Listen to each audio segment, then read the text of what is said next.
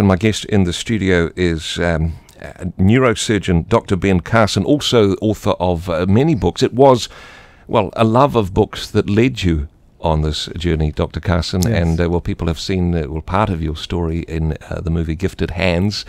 One of the questions that we've got from a listener, she says, any particular book that inspired you? Was there a particular book which you went, gosh, I want to be like that person? Well, there were a number of books. The first book that I read was the one that really captured me, Chip the Dam Builder. It was a story about a beaver. But then I read this book later called Up From Slavery. It was the autobiography of Booker T. Washington. Born a slave, it was illegal for slaves to read or learn to read. He taught himself to read, read everything he could get his hands on, and ended up as an advisor to 2 presidents. And you know, those kinds of stories impressed me beyond anything, and made me realize that the person who has the most to do with what happens to you in life is you. It's not somebody else. It's not the environment. And as I read more and more about successful people, I stopped listening to the purveyors of negativity that were all around me, telling you can't do this, you can't do that, the system's against you, these people hate you.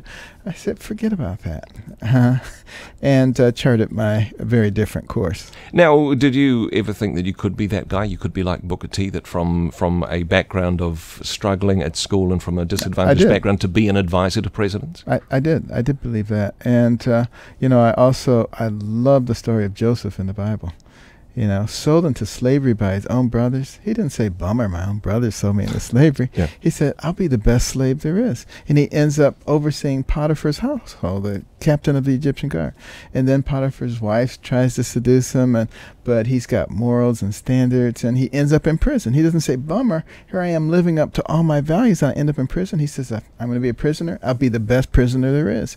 Ends up with a responsible position, and ends up as governor of Egypt. So it's really not a matter of where you start from.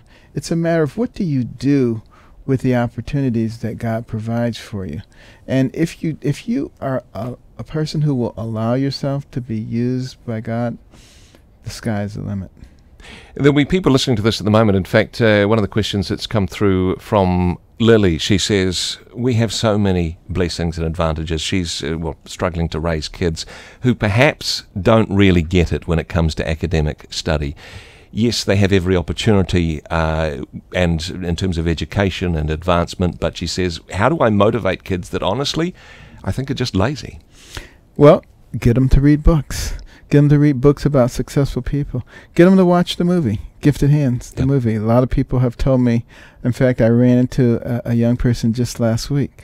The mother said it was a terrible student, and they watched the movie, and he's getting straight A's now. He's just decided that if it's going to be, it's up to him.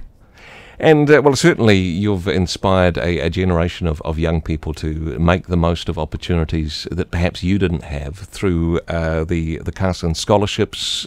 I mean, what's the numbers on this one now? I know you're in all 50 states, but lots of people whose lives have changed. Well, we have over 6,200 scholars now. Wow. From all backgrounds who achieve at the highest levels and demonstrate that they care about other people. You have to have both of those things in order to win.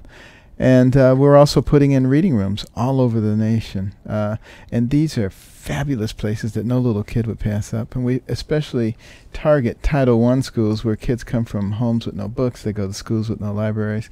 They're the ones who drop out of school. We don't need that. We need to develop every single one of those young people and develop the potential that God has put in their lives. What makes the difference between a child born into a disadvantaged background that succeeds as you did and one who just ends up being another statistic? We have similar problems here in New Zealand as well. Well, I think that the biggest issue is what kind of guidance do you have? And I had a mother who only had a 3rd grade education, but who absolutely refused to be a victim and absolutely refused to make excuses or to accept excuses. And I think that made all the difference in the world. You know, I became a neurosurgeon. My brother became a rocket scientist. I'm sure if I'd had other siblings, they would have done something great too. It's a matter of what you get out, what you put in. Well, certainly your own story has been an inspiration to many people as well, but not only just inspiring individuals, but wanting to change the system as well. And, some specific answers that you give in your latest book, One Nation, what we can all do to save America's future, and I'm sure the principles in this book also apply to our situation here in New Zealand as well. My guest in studio, Dr. Ben Carson, back with some more and talking specifically about his latest book in just a moment. Firstly, though, Building 429 on Rhema.